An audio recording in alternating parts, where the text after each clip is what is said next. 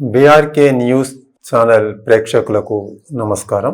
నా పేరు doctor Darbhasayanam Srinivasacharyulu, retired professor, government ayurvedic medical college, Hyderabad. మా హాస్పిటల్ కొత్తపేటలోని ఆర్కేపురం రోడ్ నెంబర్ 2లో శ్రీ ధన్వంతరి ఆయుర్వేదిక్ హాస్పిటల్ అనేది దాదాపు ఒక 20 సంవత్సరాల నుంచి కూడా కేవలము ఆయుర్వేదం మాత్రమే ప్రాక్టీస్ చేస్తూ ఉన్నాను. మనదైనటువంటి దేశీయ వైద్యం, ఆయుర్వేద వైద్యం.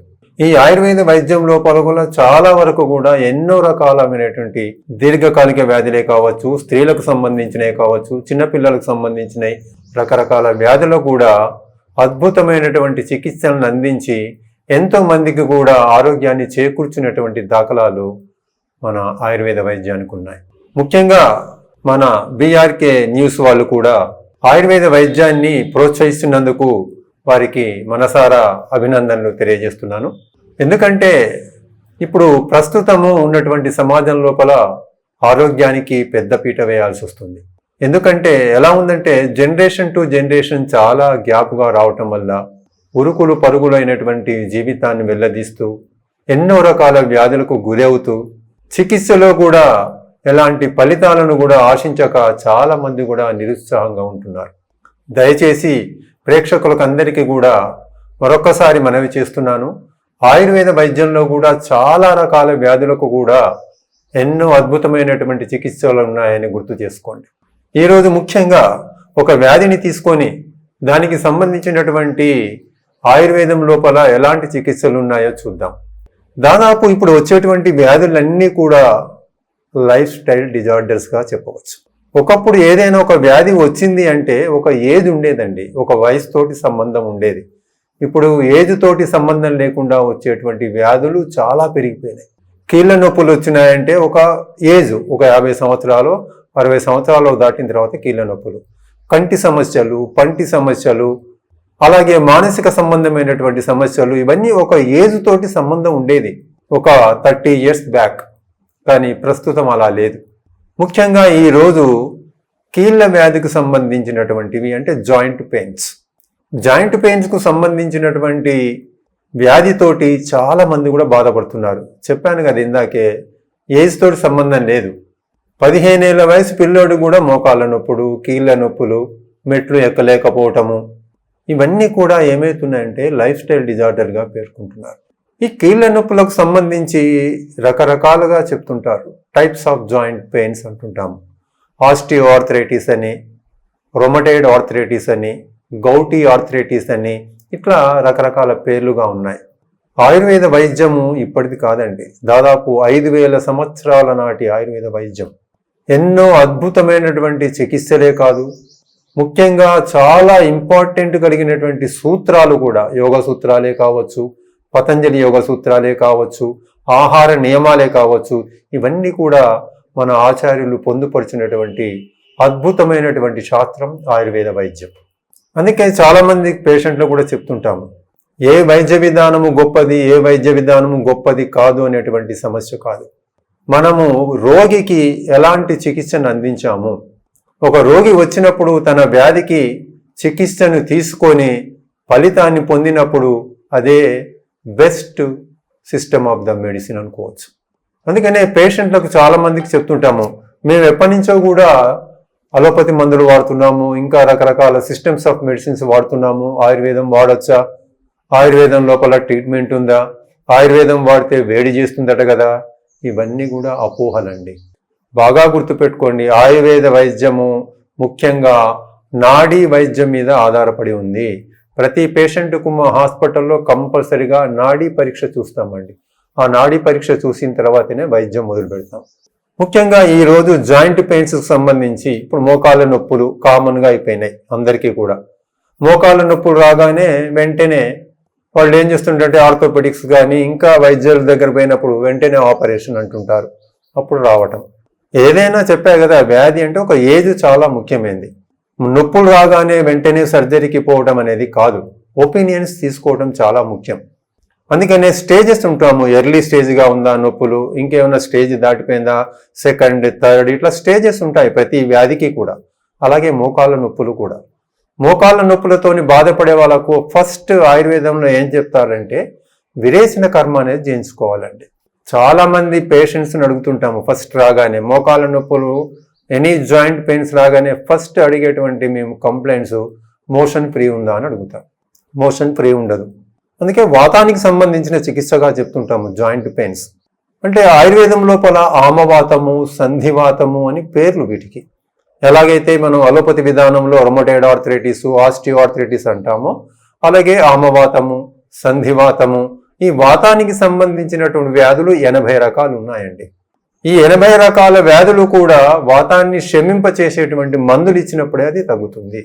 చాలా మందికి చాలా యూట్యూబ్ ఛానల్లో కూడా మేము ఎన్నో రకాల వ్యాధుల గురించి చెప్తుంటాము. చాలా మంది కామెంట్స్ రాస్తుంటారు, ఫస్ట్ ఇదంతా కాదండి మాకు వెంటనే ట్రీట్మెంట్ చెప్పండి అంటుంటారు. కాకపోతే ఫస్ట్ ఏంటిదంటే దాని లక్షణాలు ఎలా ఉంటాయి, దానికి సంబంధించినటువంటి చికిత్స ఏ విధంగా ఉంటుందో చెప్పడానికి ముందు కొద్దిగా ఈ ఉపోద్ఘాతం చెప్పాల్సి వస్తుంది. ముఖ్యంగా పేషెంట్కి సంబంధించినటువంటిది కూడా చాలా ముఖ్యం. ఏంటంటే అది వాతానికి సంబంధించిందా, పిత్తానికి సంబంధించిందా, కఫానికి సంబంధించిందా చూసి లైన్ ఆఫ్ ట్రీట్మెంట్ ఇస్తుంటాము. మోకాళ్ళ నొప్పులతో బాధపడే వాళ్ళకు కంపల్సరీ గుగ్గులకు సంబంధించినటువంటి ప్రోడక్ట్స్ ఉంటాయి ఆయుర్వేదంలో.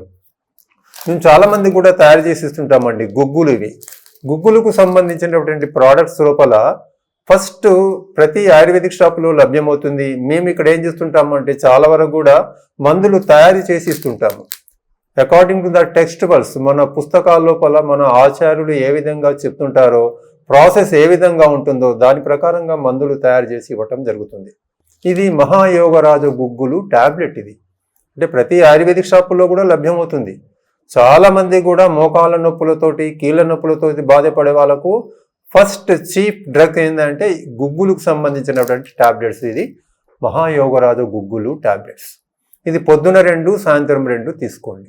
ఎందుకంటే వాతాన్ని తగ్గించేటువంటి గుణము గుగ్గుల లోపల ఉంది.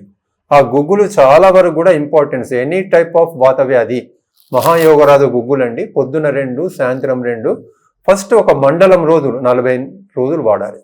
అలాగే మహారాష్ట్రాది కషాయం అనేటువంటిది కూడా దొరుకుతుంది.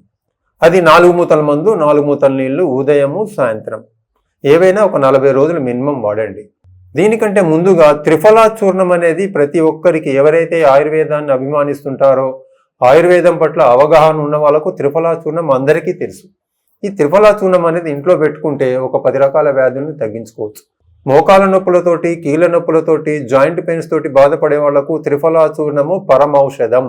ఆ త్రిఫలా చూర్ణము రాత్రిపూట పడుకునే ముందు ఒక చెంచా గోరువెచ్చని నీళ్ళలో కలుపుకొని తాగండి. కొంచెం మోషన్ ఫ్రీ అవటమే కాకుండా జాయింట్స్ అన్ని కూడా ఫ్రీ అయినట్టు అవుతుంటాయి. అందుకని జాయింట్ పెయిన్స్ వాళ్లకు లైన్ ఆఫ్ ట్రీట్మెంట్ మహారాష్ట్రాది కషాయం ఒకటి, మహాయోగరాజు గుగ్గులు ఒకటి. అలాగే ఎక్స్టర్నల్ అప్లికేషన్ కూడా ఒక ఆయిల్ తయారు చేస్తూ ఉంటాం మేము. ఈ ఆయిల్ లోపల చాలా వరకు కూడా మనము వాతాన్ని శమింపజేసి వాతాన్ని తగ్గించేటువంటి ఆయిల్స్ తయారు చేస్తుంటామండి. ముఖ్యంగా మహానారాయణ తైలం ఒకటి, క్షీరబల తైలం ఒకటి, ధన్వంతరి తైలం ఒకటి. ఈ మూడిట్లో ఏదైనా పర్వాలేదు, వాతాన్ని శమింపజేస్తుంది.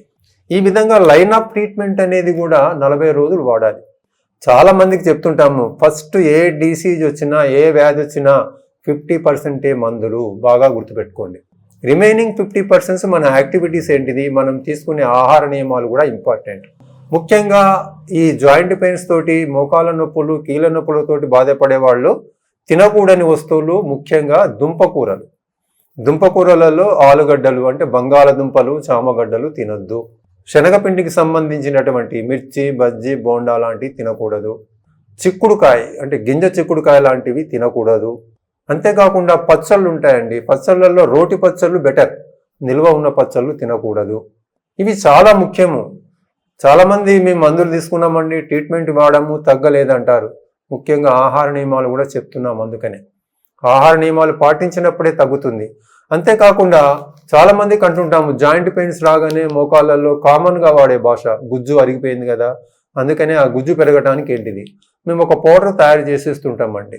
దీంట్లోపల 4 రకాలుగా ఉంటాయి. అశ్వగంధ కావచ్చు, శతావరి కావచ్చు, గుడూచి తిప్పతీగ, అలాగే షెల్లకి.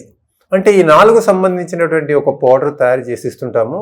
గుజ్జు పెరగటానికి, అంటే లోపల ఉన్నటువంటి జాయింట్ లోపల లూబ్రికేషన్ జరగాలి, స్టిఫ్నెస్ అవుతుంది కదా, సైనోవిల్ ఫ్లూయిడ్ అంటాము, అది కొంచెం తగ్గటం వల్ల కూడా రావడానికి అవకాశం ఉంటుంది.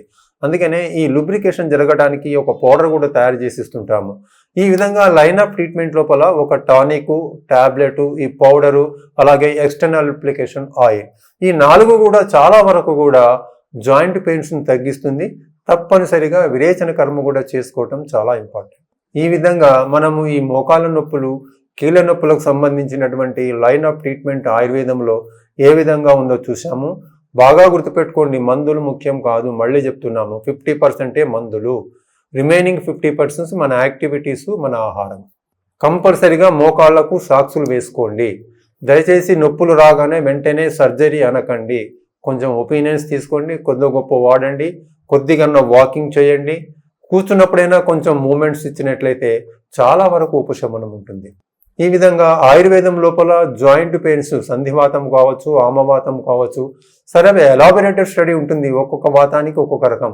కానీ పేషెంట్లకు ఎలా ఉంటుందంటే, ఒక వ్యాధి చెప్పుకున్నప్పుడు వెంటనే ట్రీట్మెంట్ ఏంటిది, ఎలా వాడాలి, ఎలాంటి నియమాలు పాటించాలి, అంతవరకే తీసుకొని చెప్పడం జరుగుతుంది. నమస్కారం.